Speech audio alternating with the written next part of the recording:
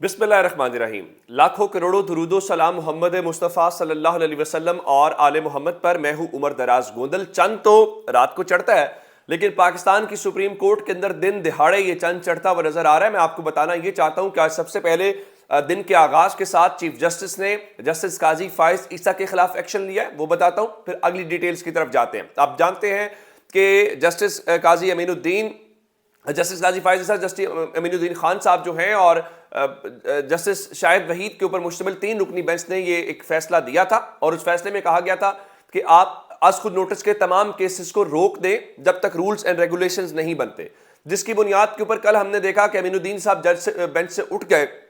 सूरत हाल थोड़ी सी गंभीर होती हुई दिखाई दी, लेकिन आज इस मामले में जैसे ही बेंच आया तो बेंच के आने से पहले चीफ जस्टिस ने एक सर्कुलर जारी किया और ये जो सर्कुलर है ये रजिस्ट्रार सुप्रीम कोर्ट की तरफ से जारी किया गया। बेसिकली ये कोई फैसला नहीं है, बेसिकली कोई सुप्रीम कोर्ट ने समाअत इस बारे में नहीं की, लेकिन उन्होंने एक बात जरूर की है। उनके मुताबिक जस्टिस काजी फाइज ईसा का अज़गुत नोटिस देना 5 रुकनी अदालती हुक्म की खिलाफ वर्जी करार दिया गया है, जिसका मतलब बहुत वाज़ेह है कि उनके मुताबिक चूंकि सुप्रीम कोर्ट का 5 रुकनी बेंच ऑलरेडी ये करार दे चुका है कि अज़गुत नोटिस लेना चीफ जस्टिस का इख्तियार है, इसलिए उस इख्तियार को महदूद नहीं किया जा सकता। दूसरा, जो जस्टिस काजी फाइज ईसा साहब का बेंच था, उस बेंच के सामने यह सवाल ही नहीं था। उनका इस तरह से अज़गुत नोटिस लेना इटसेल्फ एक गलत चीज थी, जिसकी बुनियाद के ऊपर चीफ जस्टिस ने वो जो सारा माहौल बनाया गया, जिसकी बुनियाद के ऊपर हुकूमत भी जरा चहक रही थी और मीडिया उस फैसले को लेकर बहुत ज्यादा शोर मचा रहा था। चीफ जस्टिस ने आज एक्शन लेते हुए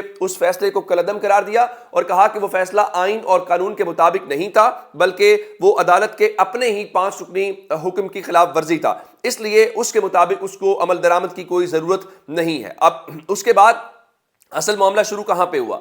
मामला शुरू इस तरह से हुआ कि आज सुप्रीम कोर्ट ने एक नया बेंच तश्कील दिया, जिसके अंदर जस्टिस उमर अता बंदियाल साहब थे, जस्टिस इजाजुल एहसन साहब थे, जस्टिस मुनीब अख्तर और जस्टिस मंदोखेल थे। और इसके टाइम ज़ाहिर है 11:30 बजे रखा गया और जब कमरा अदालत के अंदर ये 4 रुकनी बेंच आया, 4 नशिस्तें लगी हुई थी, तो अटॉर्नी जनरल के बोलने से पहले वहां पे हुआ ये कि जो मौजूद थे जस्टिस मंदोखेल, तो चीफ जस्टिस ने कहा कि अटॉर्नी जनरल साहब इससे पहले आप कुछ कहें। जस्टिस मंदोखेल कुछ कहना चाहते हैं, जिस पे जस्टिस मंदोखेल ने कहा कि वो इस बेंच का हिस्सा रहने के नहीं रहना चाहते, जबकि चीफ जस्टिस ने कहा कि ठीक है, लेकिन कल जस्टिस मंदोखेल ने इस बेंच का हिस्सा रहने के ऊपर अपनी रजामंदी का इजहार किया था, जिस पे जस्टिस मंदोखेल ने अटॉर्नी जनरल को कहा कि कल जो ऑर्डर ऑफ द कोर्ट आया है वो मुझे घर पे मिला है, यानी मुझे जब वो डिक्टेट किया गया है तो ना तो वो कमरा अदालत के अंदर लिखा गया, ना मेरी मुशावरत उसके अंदर शामिल थी,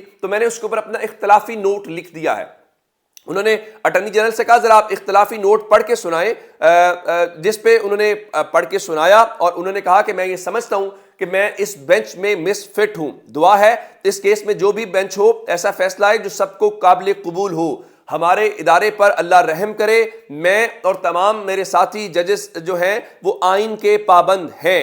और उसके हवाले से उन्होंने जस्टिस काजी फाइज ईसा के फैसले के हवाले से भी कहा कि उसका खुली अदालत में जायजा लिया जाए। हालांकि चीफ जस्टिस जो सर्कुलर जारी करवा चुके थे, उस सर्कुलर के हवाले से सारा कुछ हो गया था। इस दौरान चीफ जस्टिस ने जस्टिस जमाल खान मंदोखेल को बात करने से रोक दिया। जाहिर है उन्होंने जब हाथ खड़े कर दिए और उन्होंने कहा वो इस बेंच का हिस्सा नहीं बन सकते और अदालत के उस फैसले को भी वो मतलब सर्कुलर को भी मानने को तैयार नहीं थे, तो उन्होंने कहा जी बहुत शुक्रिया आपका, बेंच की तश्कील के बाद जो भी फैसला होगा हम वो फैसला अदालत में बता दिया जाएगा। जिस पे जमाल खान मंदोखेल के हवाले से चूंकि चीफ जस्टिस ने कहा था कि कल ये तैयार थे इसका हिस्सा रहने के लिए, लेकिन उन्होंने कहा जी मैं कल कुछ कहना चाह रहा था लेकिन मैं कह नहीं सकता, इसलिए मेरे साथ जो फैसला लिखवाते हुए मुशावरत नहीं की गई। जिसके बाद हुआ ये कि जजेस उठ गए और अब से थोड़ी देर पहले 3 रुकनी जो बेंच है वो बेंच नया तश्कील दिया गया, जिसके ऊपर अब जस्टिस उमर अता बंदियाल साहब हैं,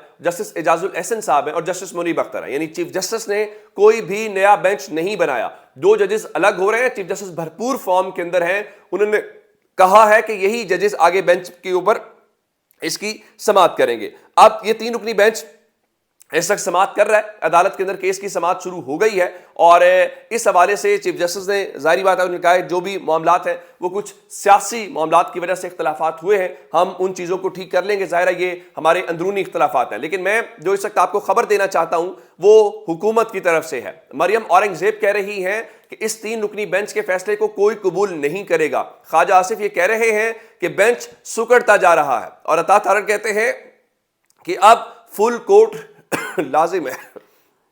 اب سوال یہ پیدا ہوتا ہے کہ جب عمران خان کے خلاف آپ نے رولنگ کو اڑایا تھا تو کیا تب بھی فل کورٹ ہی تھا، یا تب بھی آپ کو بینچ کے اوپر کوئی اعتراض تھا؟ دوسرے نمبر کے اوپر ذرا اندازہ اس بات سے کیجئے کہ چیف جسٹس کا یا قاضی فائز عیسیٰ کا جو بھی معاملہ ہے، یا چیف جسٹس نے جو بھی ایکشن لیا ہے، وہ عدالت کا معاملہ ہے۔ ایک وکیل تو اس کے اوپر بات کرنے کا اہل ہو سکتا ہے کہ وہ اس کے فیصلے کی چیزوں کو جج کرے، لیکن حکومت کیسے کہہ سکتی ہے؟ ذرا اندازہ لگائیے۔ رانا ثناءاللہ کیسے کہہ رہے ہیں؟ رانا ثناءاللہ کہہ رہے ہیں کہ قاضی فائز عیسیٰ کے فیصلے کو سرکولر سے ختم نہیں کیا جا سکتا۔ پہلی بات یہ ہے کہ جسٹس قاضی فائز عیسیٰ سے آپ کا کیا تعلق ہے، ان کے ڈیسیژن سے آپ کا کیا تعلق ہے، یا اس بارے میں وہ جو بھی کریں وہ عدالت کا ان کا اندرونی معاملہ ہے، اور عدالت اس بارے میں بہتر ہے، یا آپ اس کی اتھارٹی ہیں؟